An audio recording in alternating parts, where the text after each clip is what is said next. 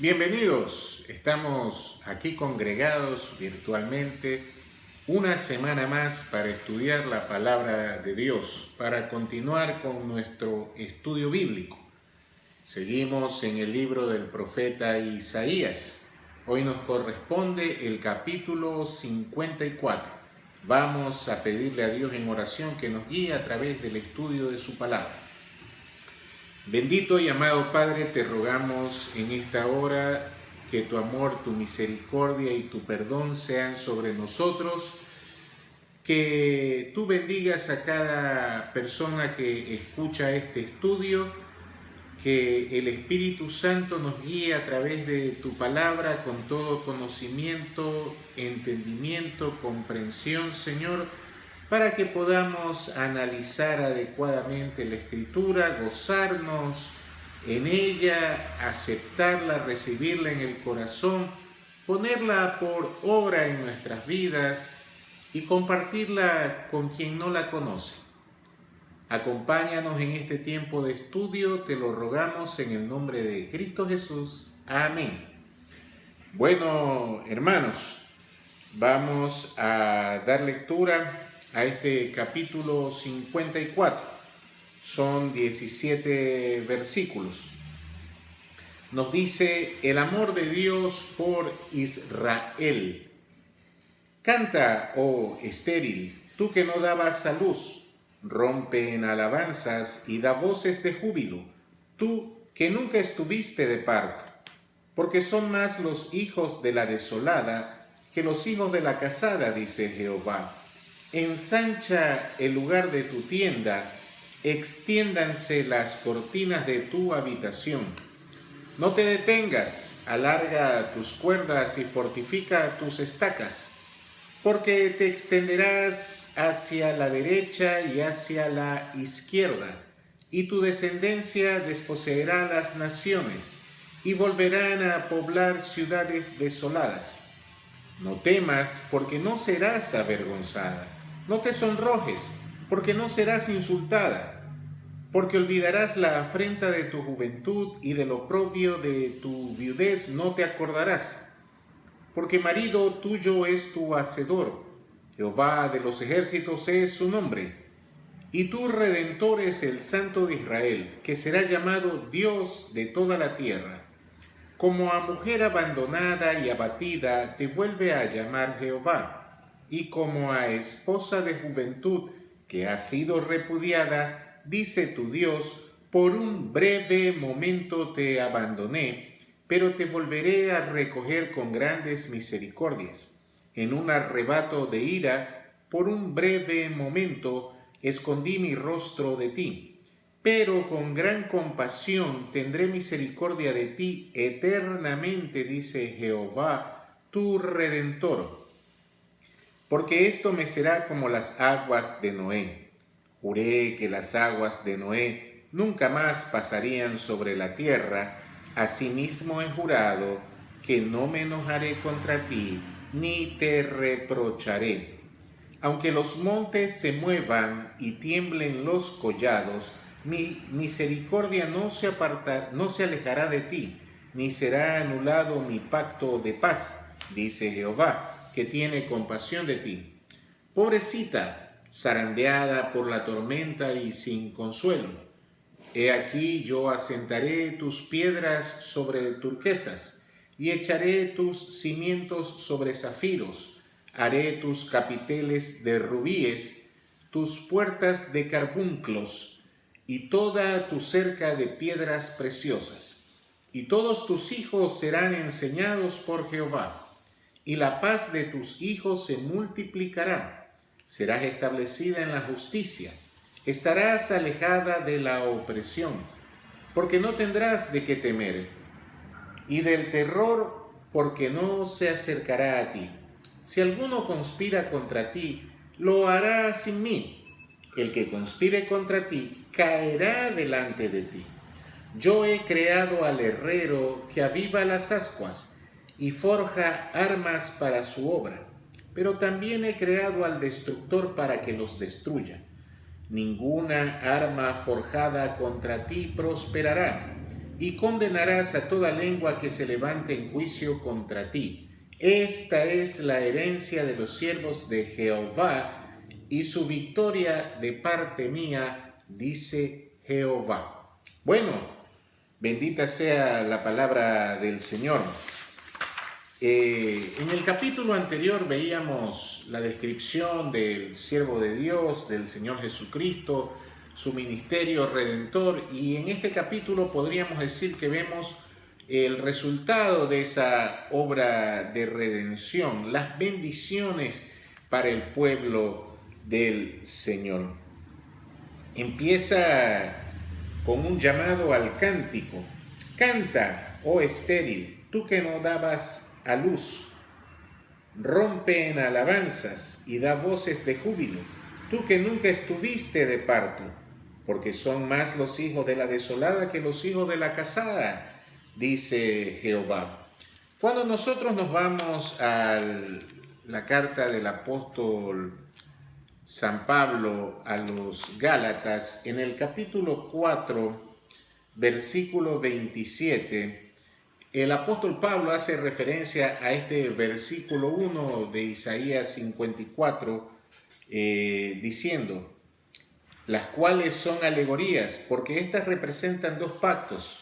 Una, Agar, del monte Sinaí, engendra para esclavitud.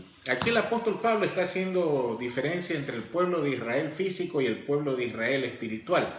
Las promesas para el Israel físico y las promesas espirituales. Eso nos guía en el entendimiento de este capítulo en cuanto a que se refiere al pueblo espiritual de Israel a quien va dirigido, no así al pueblo que vivía en ese momento 800 años antes de Cristo. Dice que la estéril debe cantar, la que no daba a luz.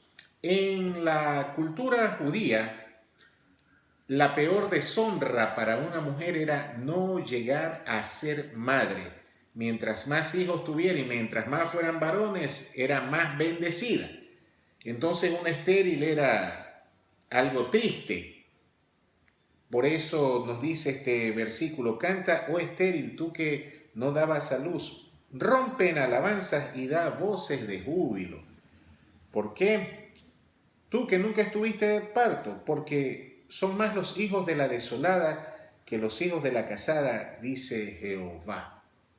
Aquí nos está hablando de los hijos espirituales de Abraham, no de los que del hijo que tuvo con Sara, ni los que tuvo con Cetura, aunque el de la promesa solo fue Isaac el que tuvo con Sara. Aquí se refiere a los hijos espirituales, los hijos de la fe de Abraham, a toda la iglesia, a todo el pueblo que ha puesto su fe en Cristo Jesús, un pueblo que tendría muchísimo más que el pueblo físico de Israel, muchas más personas. Dice que son más los hijos de la desolada que los hijos de la casada. Podríamos pensar en las mujeres de ese tiempo que eran felices teniendo muchos hijos, 12, 20 hijos, y de repente no tener nada, y ella se sentía muy contenta, pero estamos hablando de que la descendencia de Abraham sería más numerosa que la arena en el mar o que las estrellas en el cielo, conforme el Señor le prometió. Y eso nos muestra que esto es verdadero. Génesis 12, versículo 3.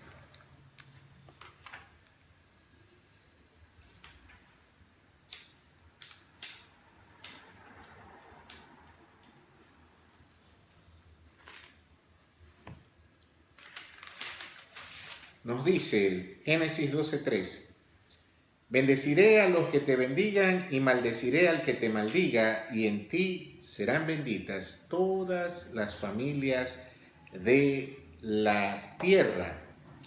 Mientras que en el versículo anterior, esa promesa del 3 era para el pueblo espiritual. En ti serán benditas todas las naciones de la tierra. El versículo anterior y haré de ti una nación grande y te bendeciré y engrandeceré tu nombre y serás bendición.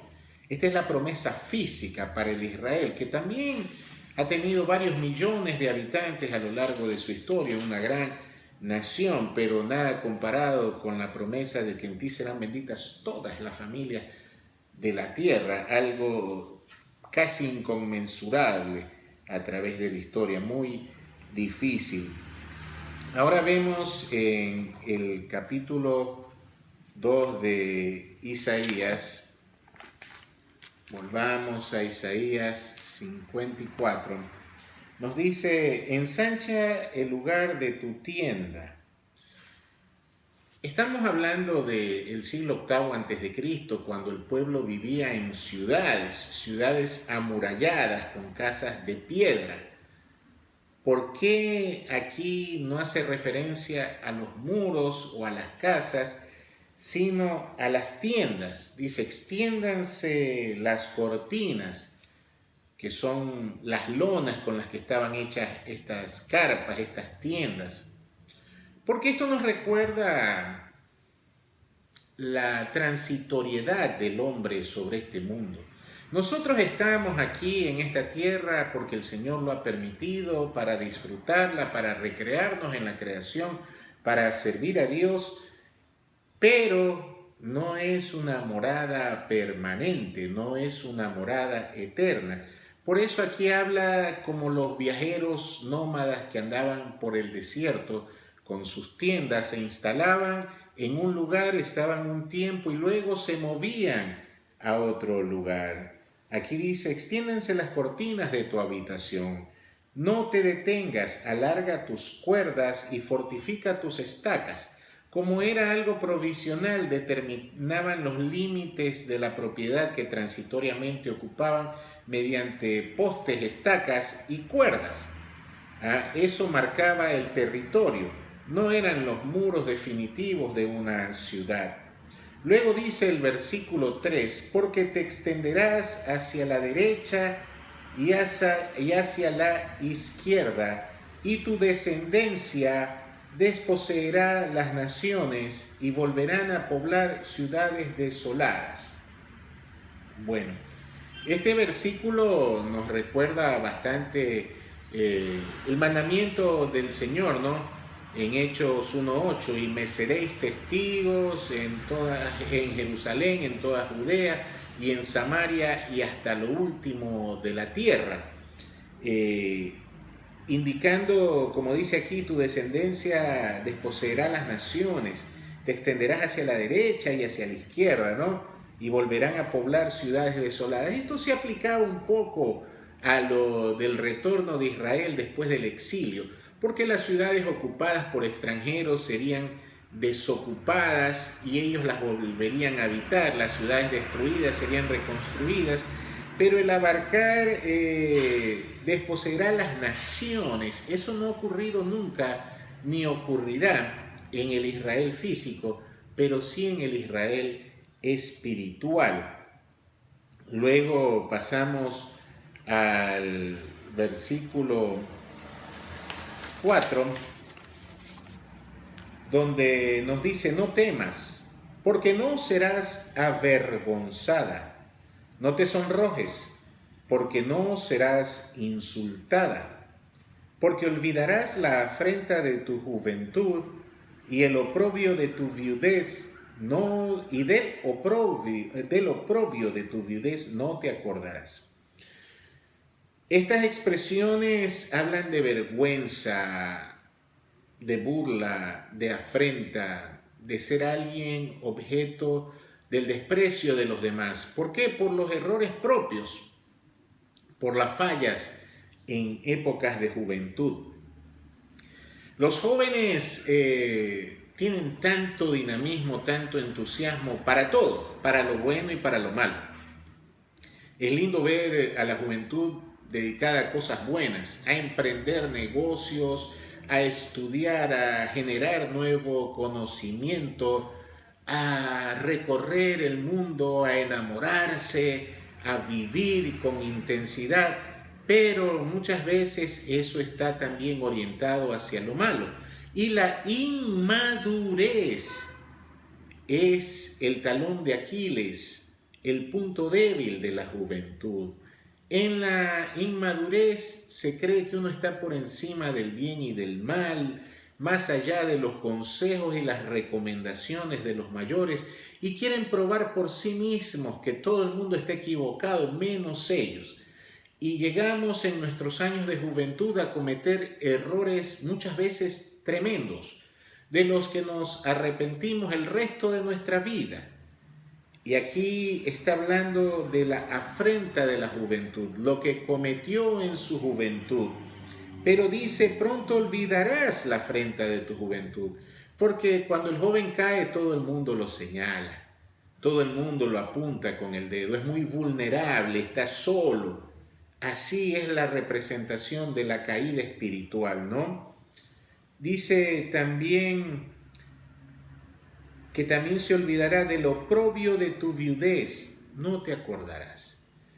La viudez era algo muy triste, sobre todo en las mujeres jóvenes. Era tan, pero tan importante para una mujer en el tiempo del Israel antiguo ser una mujer casada, con un marido, con hijos, ser parte de una familia, que la que no estaba completa en ese rol se sentía sencillamente menospreciada, falta del amparo de Dios, de la bendición de Dios.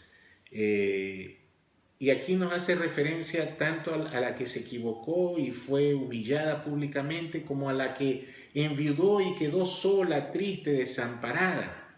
Muchas veces las mujeres ni siquiera heredaban lo que había sido de su marido. Llegaba a ser de los parientes, de los hijos, y ella venía a ser una carga principalmente para sus hijos.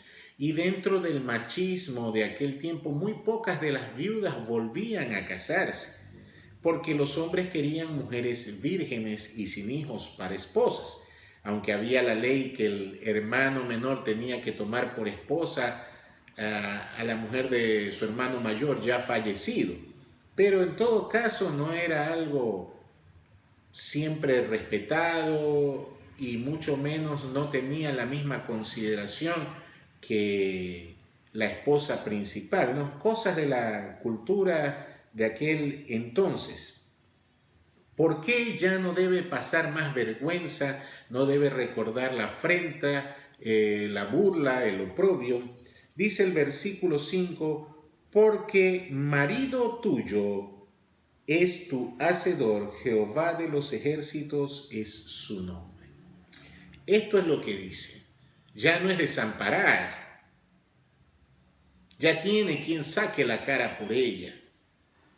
Recuerdo hace años un familiar mío que es abogado, tuvo que salir en defensa de su esposa ya que una madre de familia que no reconocía las limitaciones de su hijo le reclamaba a espaldas de ella, hablando tonterías de su labor como docente, la cual fue muy reconocida, y llegando a calumniarla y a injuriarla. Y mi tío se molestó y le dijo, donde usted continúa con esta conducta, tendré que hacer una demanda legal.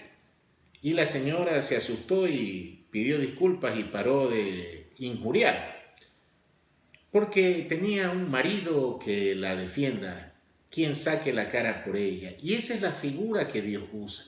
Ya no temas, ya no estás sola, ya no estás abandonada. Tienes quien saque la cara por ti. ¿Y quién va a sacar la cara por ti? ¿Alguien timorato, débil, inseguro? No, está hablando de Jehová. Y el nombre que usa es Jehová Sebaot, Jehová de los ejércitos, con toda la fuerza, el poder, el brazo destructor para el que se atreva con su esposa. ¿Quién es la esposa de Dios? La iglesia.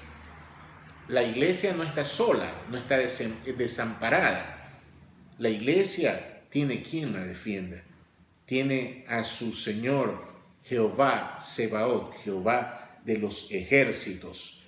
Y tu Redentor es el Santo de Israel, que será llamado Dios de toda la tierra. ¿Ah? Nuestro Redentor, nuestro Dios. Luego hace una comparación. en el versículo 6, como a mujer abandonada y abatida, te vuelve a llamar Jehová. Es verdad, tanto hombres como mujeres sufren mucho cuando aman y son abandonados. En este caso, la mujer cometió los pecados de juventud, fue infiel en la figura literaria que se refiere tanto al pueblo de Israel como al mundo, incluso la iglesia cuando está desobediente, el cristiano cuando se aparta del Señor. Dice como una mujer que ha sido abandonada. Ya el marido se enojó mucho con ella, esa conducta no la podía tolerar y la dejó. Pero dice como a mujer abandonada y abatida porque se arrepintió, estuvo muy triste, sufría por la separación de su amado, te vuelve a llamar Jehová. Al mundo el Señor lo vuelve a llamar, le da una oportunidad a través de Jesucristo. A Israel después del castigo le daba una nueva oportunidad de dejar la idolatría, de ser fiel a Dios. Y como a esposa de juventud que ha sido repudiada, dice el Señor. Qué pena la juventud, ¿no? Es la edad, los matrimonios jóvenes son los que más caen en estos errores. Gracias a Dios todavía hay matrimonios que siempre permanecen fieles, juntos, pero en la juventud las emociones son demasiado intensas, tanto para hombres como para mujeres. Y esto lleva a fallar y lleva a la disolución del matrimonio.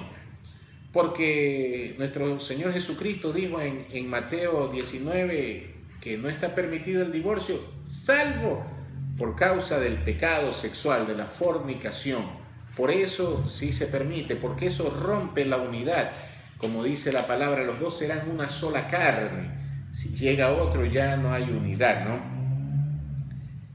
Aquí hace esa comparación de una mujer repudiada que ha sido retomada con toda la posición original de señora al lado de su marido, el cual la luce orgulloso, digno, la lleva del brazo, para que todo el mundo se calle, porque el que la lleva del brazo es Jehová de los ejércitos, ¿no? Por un breve momento te abandoné, pero te volveré a recoger con grandes misericordias. El pecado nos aleja de Dios. Y el Señor se enoja cuando pecamos deliberadamente. Ya no hay más sacrificio por eso. Solo queda una horrenda expectación de fuego que va a consumir al adversario. Pero, hablando del caso de Israel en el siglo VIII a.C., completamente entregado a la vanidad, al orgullo, a la idolatría, confiando en sus fuerzas, en sus riquezas, en los aliados, traicionando totalmente a Dios. El Señor se enojó y lo abandonó, 70 años. Para Dios es un breve momento, un ratito, para que aprendas la lección. Qué triste es estar separados de Dios. Nosotros provocamos la separación cuando pecamos. Y andamos mal por la vida y estamos ciegos y hacemos tonterías, hasta que el Señor tiene misericordia de nosotros y nos da otra oportunidad. Por un breve momento te abandoné, pero te volveré a recoger con grandes misericordias. Eso es lo bonito. No es como el ser humano, rencoroso, vengativo. Muchas veces cuando las parejas se reconcilian, la parte ofendida pasa el resto de su existencia recortando y haciendo hincapié y sacando en cara lo malo que le hicieron y cómo él lo perdonó.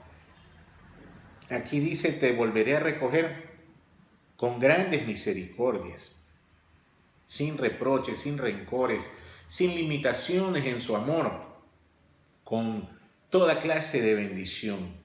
En un arrebato de ira, por un breve momento, escondí mi rostro de ti, pero con gran compasión tendré misericordia de ti. Eternamente, dice Jehová, tu Redentor. El nombre de Jehová aquí es Redentor.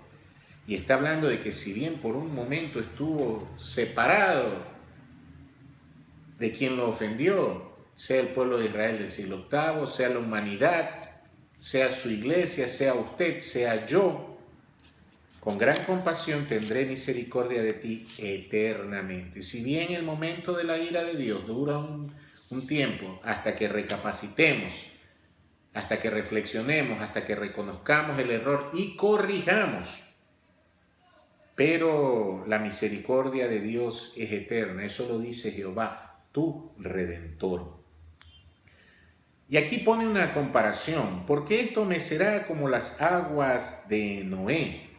Juré que las aguas de Noé nunca más pasarían sobre la tierra. Allí, cuando pasa el diluvio, el Señor establece un pacto con Noé, que no va a destruir más la tierra por efecto de la inundación general del diluvio. No va a haber un nuevo diluvio. Y como señal del pacto estableció el arco iris, que es un símbolo del pacto de Dios con Noé, de que no volvería a destruir más la tierra con diluvio.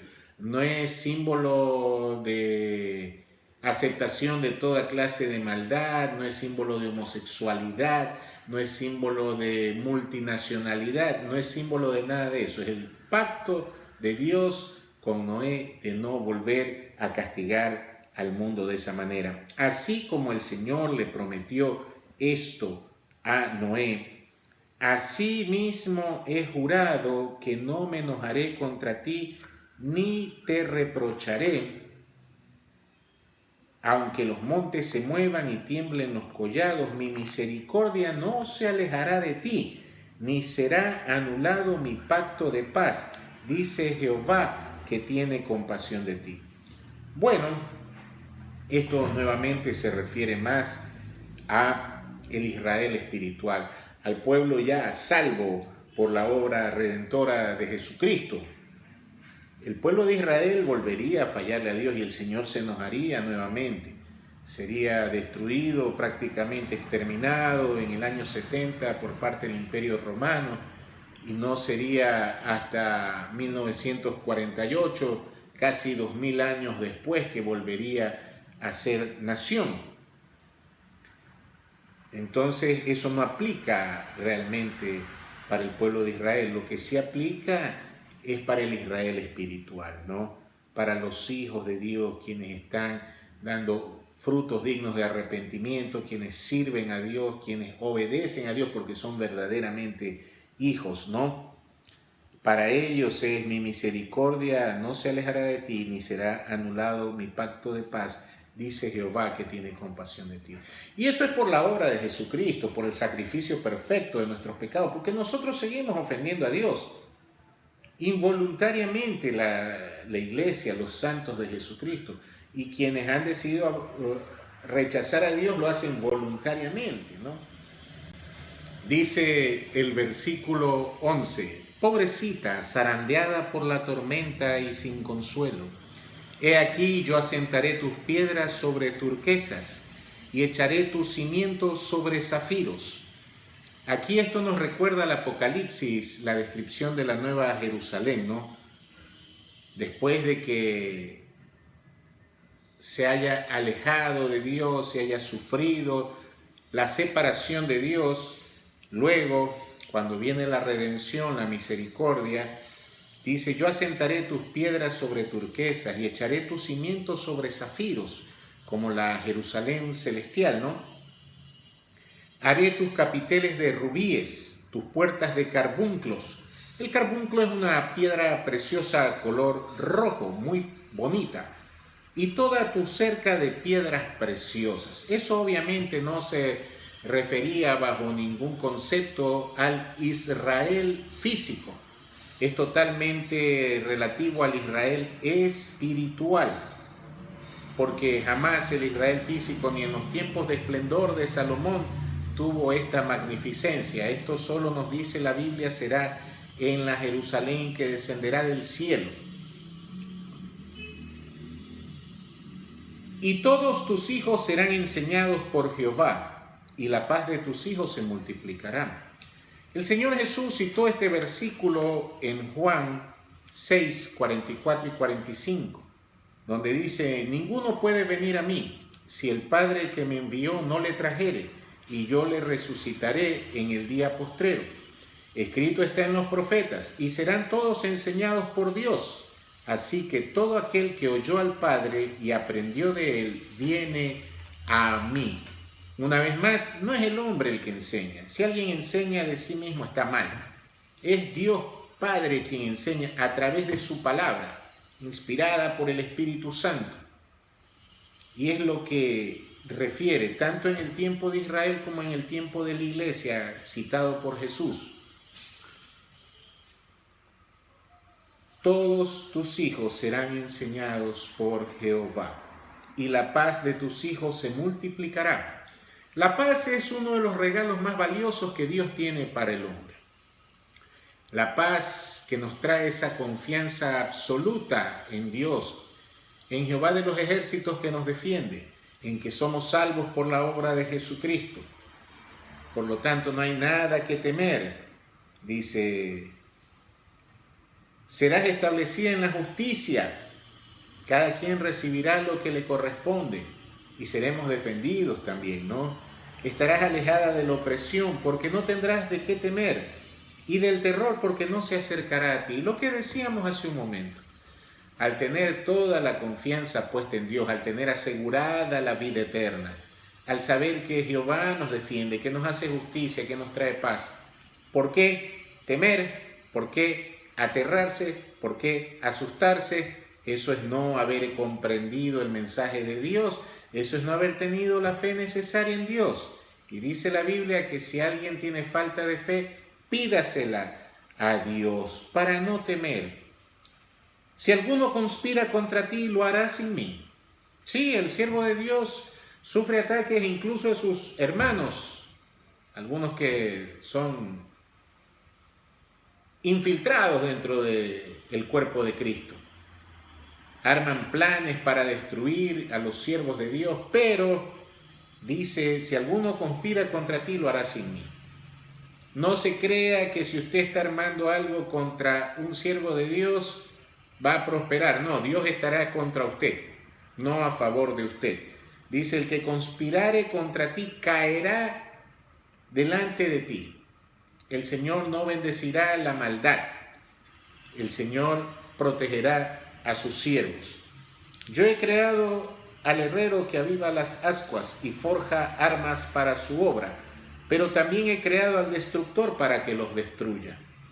Así como el Señor le ha dado a las personas la capacidad para hacernos daño, como el pueblo de Israel cuando fue castigado por estos pueblos paganos, también el Señor tiene el poder para destruirlos a ellos, para castigarlos, para eliminarlos. Ninguna arma forjada contra ti prosperará. Definitivamente, no se preocupen. Lo que estén preparando contra usted como hijo de Dios no prosperará. Lo mismo para los enemigos de Israel de aquel entonces, ya preveyendo su regreso, los árabes, el famoso Zambalá, todos los enemigos que no querían, no prosperaron. El Señor estuvo con su pueblo y se levantaron a pesar de todo. Y condenarás a toda lengua que se levante en juicio contra ti. Es terrible ver cómo la lengua es el medio más usado para atacar a los siervos de Dios, ¿no? Y al pueblo de Dios. Pero condenamos esas lenguas en el nombre de Dios. No podrán prevalecer contra nosotros. Esta es la herencia de los siervos de Jehová. Muchas veces la gente solo espera la herencia de Dios en riquezas, pero la paz, la justicia y la protección de Dios son la herencia de los siervos de Dios. No de cualquier ser humano, no de cualquiera que se meta a un templo, sino de quienes servimos a Dios. El cristiano fiel y verdadero, el obrero de valor, dice el himno. Aquel que escucha la palabra y la obedece y sirve a Dios compartiendo su testimonio, enseñando su palabra.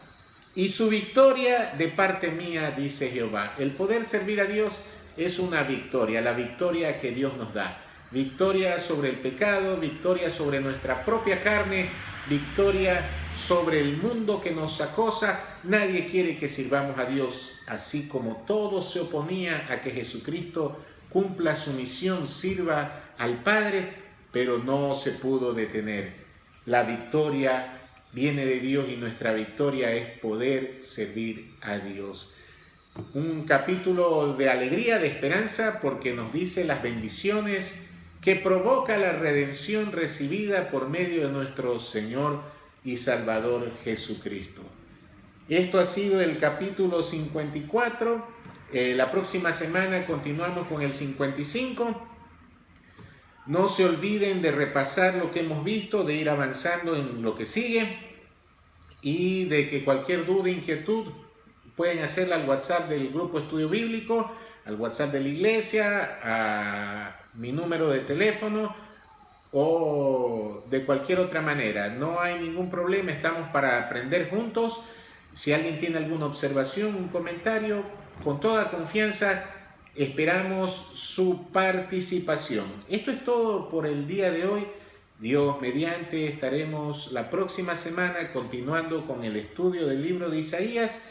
El capítulo que sigue es el 55. Que Dios los bendiga, mis queridos hermanos.